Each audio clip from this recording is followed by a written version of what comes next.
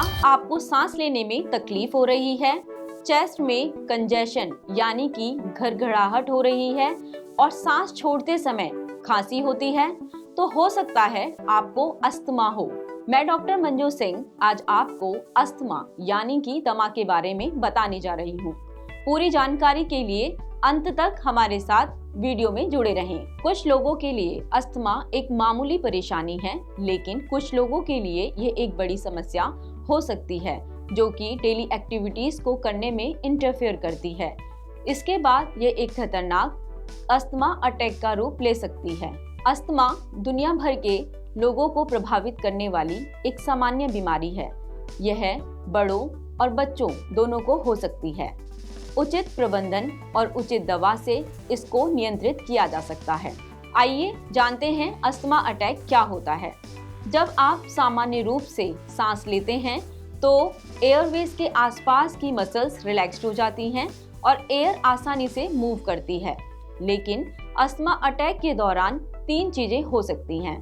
पहला है ब्रोंकोस्पाज्म यानी कि एयरवेज के आसपास की मसल्स टाइट और सिकुड़ने लगती हैं, जिसकी वजह से एयरवेज नैरो हो जाते हैं और एयर आसानी से मूव नहीं करती। दूसरा है इन्फ्लेमेशन। इसमें आपके एयरवेज की लाइनिंग सूज जाती है। स्वेलन एयरवेज आपके फेफड़ों में और बाहर उतनी हवा नहीं जाने देते। तीसरा होता है म्यूकस प्रोडक्शन। अस्थमा अटैक के दौरान म्यूकस का प्रोडक्शन काफी ज्यादा होता है। इसकी वजह से जो आपके एयरवेज हैं वो ब्लॉक हो जाते हैं। चलिए जानते हैं अस्थमा कितने प्रकार का होता है। Intermittent asthma. इस प्रकार का अस्थमा कुछ टाइम के लिए आता है और थोड़ी देर बाद चला जाता है। इसके बाद पेशेंट अच्छा महसूस करता है। परसिस्टेंट अस्थमा, इसका मतलब है आपको ज़्यादातर समय इसके लक्षण दिखाई देते हैं। लक्षण माइल्ड, मॉडरेट और सिवियर हो सकते हैं। Allergic asthma. कुछ लोग जैसे कि फफूंदी, पोलन, पालतू जानवरों की रूसी से एलर्जिक होते हैं। ऐसे लोगों को अस्थमा अटैक होने के चांसेस बढ़ जाते हैं। Non allergic asthma. Outside factors जैसे कि एक्सरसाइज, इलनेस, स्ट्रेस जैसी समस्याओं से भी अस्थमा अटैक हो सकता है। Adult onset asthma. इस प्रकार का अस्थमा 18 साल की उम्र के बाद शुरू होता है।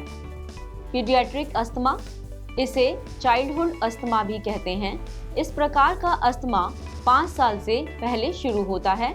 यह अस्थमा इन्फेंट एंड टोडलर्स में भी हो सकता है। Exercise induced asthma. इस प्रकार का अस्थमा एक्सरसाइज से शुरू होता है और इसे एक्सरसाइज इंड्यूस्ड ब्रोंकोस्पाज्म भी कहा जाता है। Occupational asthma. इस प्रकार का अस्थमा उन लोगों को होता है जो इरिटेटिंग सब्सटेंस के आसपास काम करते हैं। Asthma COPD overlap syndrome. इस प्रकार का अस्थमा तब होता है जब अस्थमा और COPD यानी कि chronic obstructive pulmonary disease body में एक साथ होते हैं।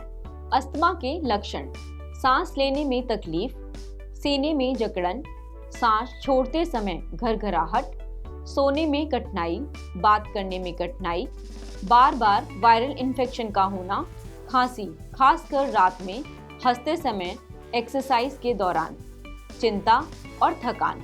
Risk factors of asthma.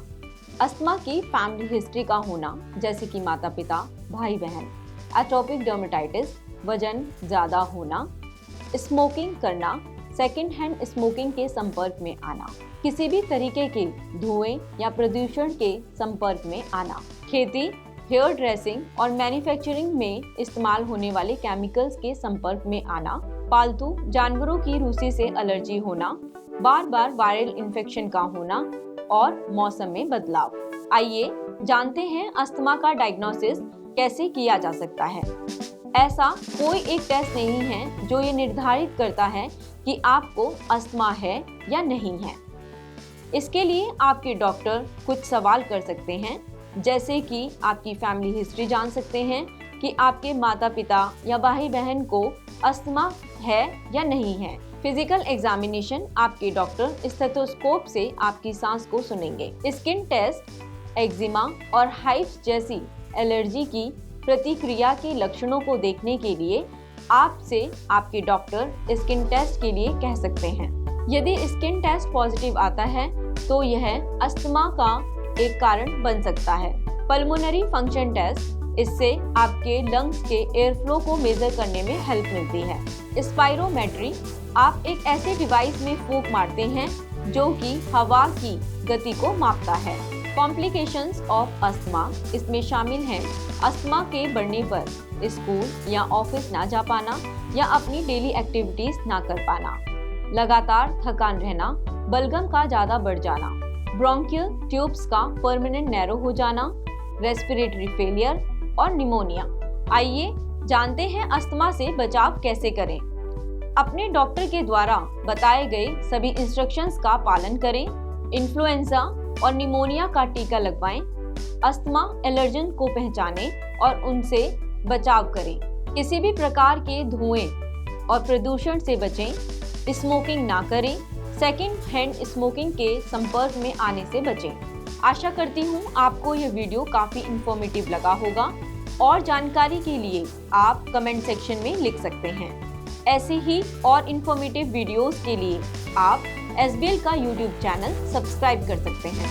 धन्यवाद।